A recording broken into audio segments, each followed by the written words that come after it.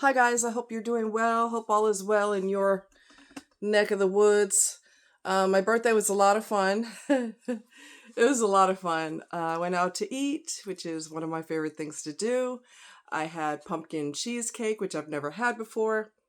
It was pretty darn tasty. I gotta admit, it was tasty. Uh, and I had a sparkly sash. See if I can find it. Oh, I put it somewhere. Who knows where I put it? Anyway, I had a sparkly sash that said "Happy Birthday" on it.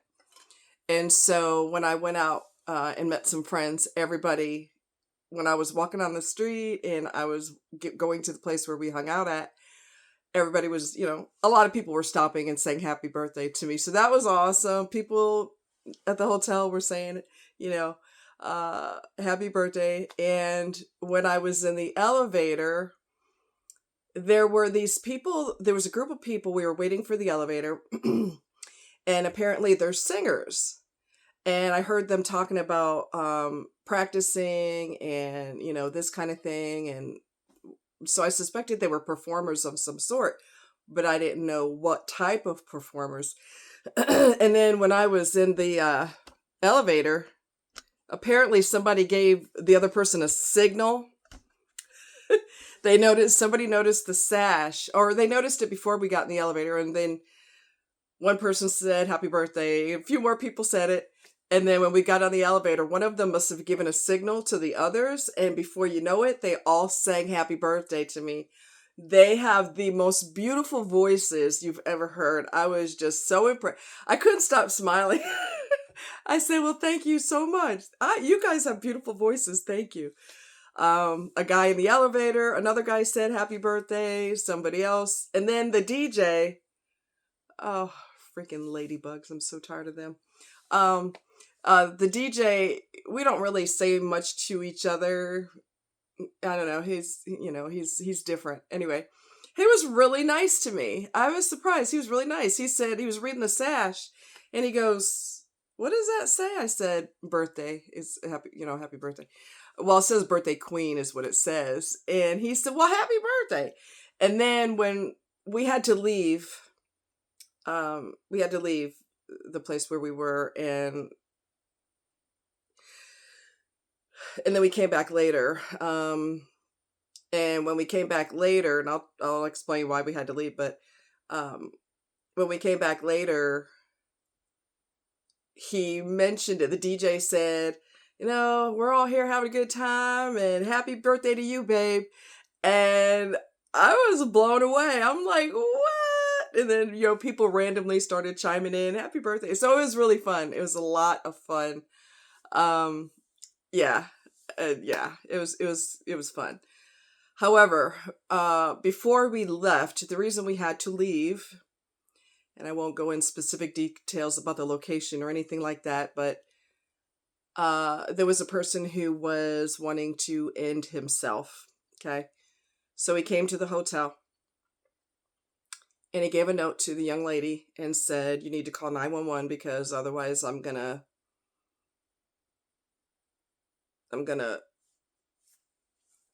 do that." Okay. And so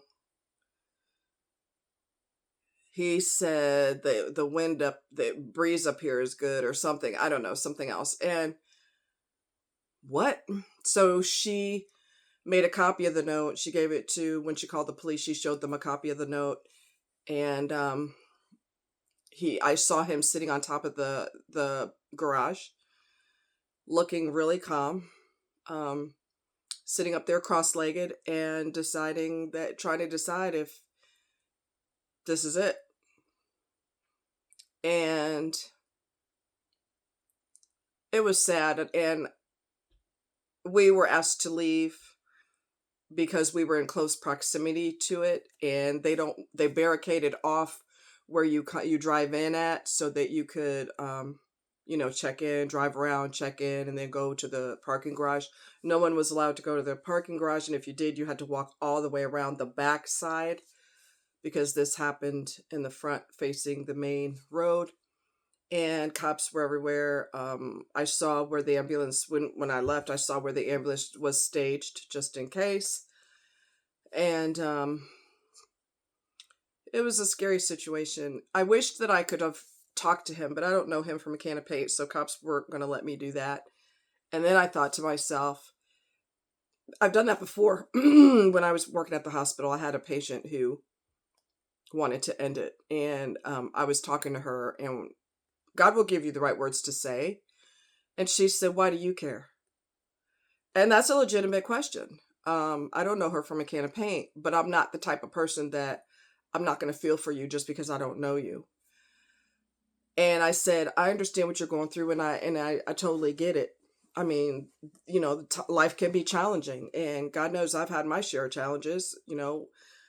As they say, walking through fire wearing gasoline draws. I mean, been there, done that. So I can relate. I can understand why you feel the way you do, but somebody cares about you. And I don't even know. Like, God will give you the words to say. You don't necessarily know the words to say. He'll just kind of give them to you, and you'll speak them. But if somebody asks you that, if you're trying to talk to somebody who wants to be done, and they ask you, well, what do you care?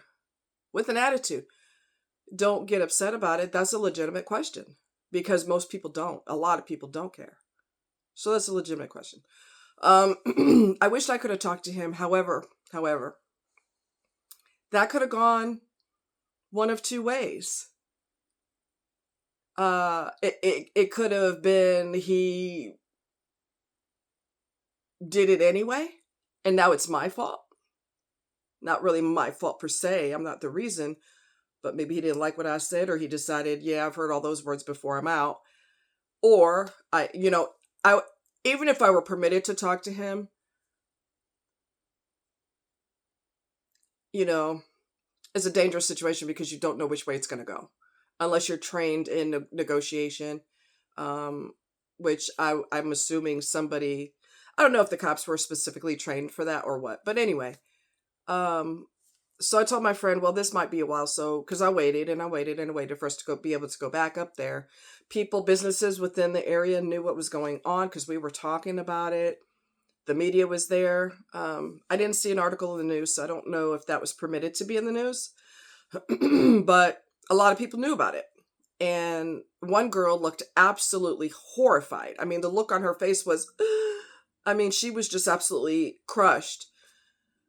And I overheard her friend say, well, we don't want to stand here and witness it if he does. It's just a weird situation to be in. It's very surreal, if that makes sense. I had a neighbor who did it before. I talked about that in a older video that I did. This needs to come down a little more, maybe. Yeah. I had a neighbor who did it. And you're not alone. You're not alone. You're not the only person who's felt despair. Yeah, life can be real nasty. And some of us have had so many challenges that they are back to back to back to back. And you feel like you don't even get a goddamn break. It's just back to back madness. So I totally, totally, totally understand it. One of my friends thought maybe his girlfriend broke up with him or something, because some people are driven to that under those circumstances as well. So I'm going to leave you with this. Well, I'll just briefly talk about my neighbor. So my neighbor, I had met them, but if I don't know you, I don't really speak. I'm kind of shy. If I don't know you, I know it's hard to imagine, but I don't really talk to people I don't know. And that day, that Saturday, or let's see, that Saturday. I think it was Saturday. They were having a barbecue in their yard, and they were cat a corner from where I used to live. I no longer live there, but I seen them. I heard one of them say, when I got out of my car going to my home, I heard one of them say, well, do you want a hamburger or a hot dog? So I kind of piped in, which is not, I don't normally do that, but I did just, I said, well, I want a burger. And they said, well, come on over here. I'm like, no. Like, come on. No, I'll do it next time. And they're like, yeah, right. So they had a barbecue that Saturday. Like I said, I talked about this a long time ago. And they went to a bar, and there was jealousy involved, and they had a huge fight. So lots of alcohol involved. They left and went back to the house. Alcohol triggers his rage. And they had a physical fight at the house. He hit her so hard in her mouth, she had to have stitches on the inside of her mouth and the outside of her lip.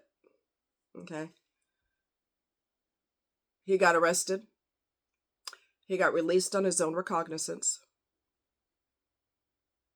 And he called her when he got released that Sunday morning. And he called her on the phone and he said, "I'm sorry for what I did, and I'm sorry for what I'm about to do." And then he blasted himself while he was on the phone. Okay. And I'm hot, like always. I mean, it could be snow on the ground and I'm still hot. So she basically heard him do it over the phone. I know the room he did it in because that used to be my best friend's house. So I knew that house like the back of my hand. And I knew the room he did it in because I was walking around the house and I'm touching the house and I'm basically talking to him, even though he's no longer here. I'm like, there was a better way to go about that. There was a better way to do that. And I'm trying to connect with him, which is weird, right? And I saw the room, the shade was open just enough that I could see where the carpet was ripped up. And there were markings on the floor.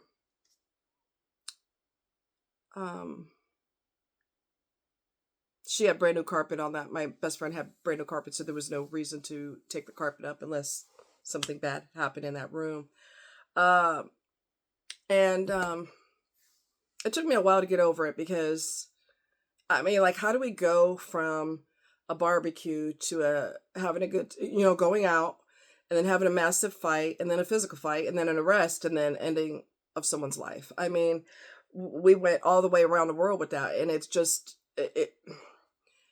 his friends told me that he had a horrible temper. I had met some of his friends, and I walked over to offer my condolences, and they said, "Oh, he had a bad temper, especially if he was drinking." So I'm going to end with this. There's a number, I guess you call it on your phone. Let me see how this works. Well,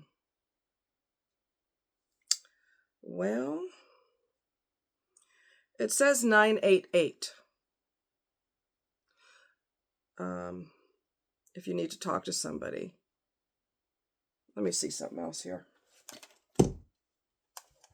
Because it doesn't really specify. I guess you dial 988 on your phone. But let me put on my trusty turquoise peepers and see what's going on. Okay, so it says anyone can call 988. When they call, they will get the greeting, the message, and then after that, you'll get a kind person to pick up right off the bat. So just dial 988 on your phone. And that is a suicide and crisis hotline, and it's available 24 hours. So or you could text 988 also. Okay. On this particular, let me see which one that is. Anyway, are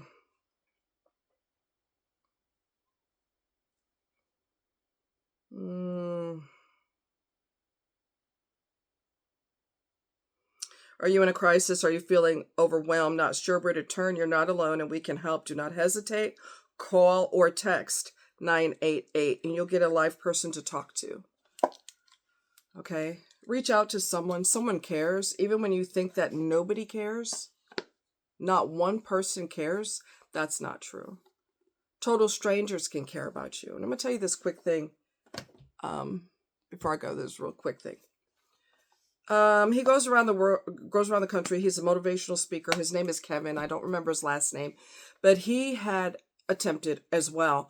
And this was years ago. And a lot of people jump off of the San Francisco Bridge. And his father was always cracking on him. You need to do this. You're a loser. You're a failure. What's your problem? Blah, blah, blah, blah. And that's not what being a parent is about. You're not supposed to verbally smash your child into the ground every opportunity that you get. Some people never should have been a parent.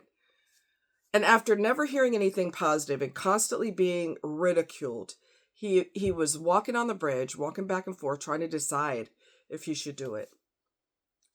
And this lady, he had tears. And this lady was walking by who's a tourist, and she said, "Can you take a picture of me?"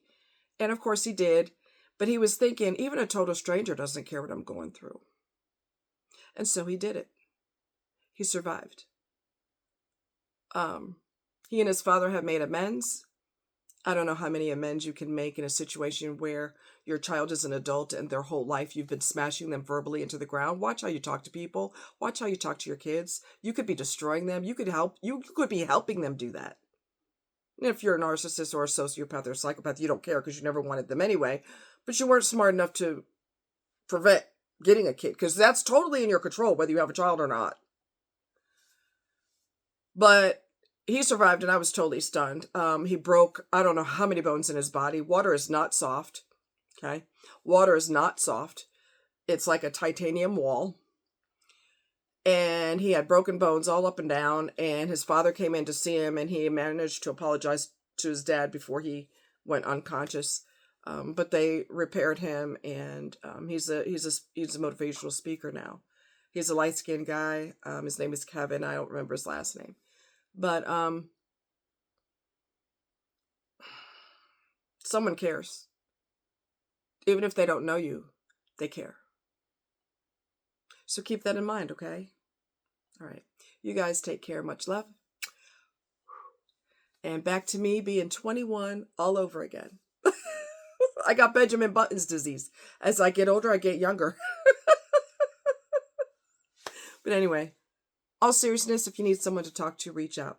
Okay? 988. You can call it or text. Thanks for watching. Much love. Bye.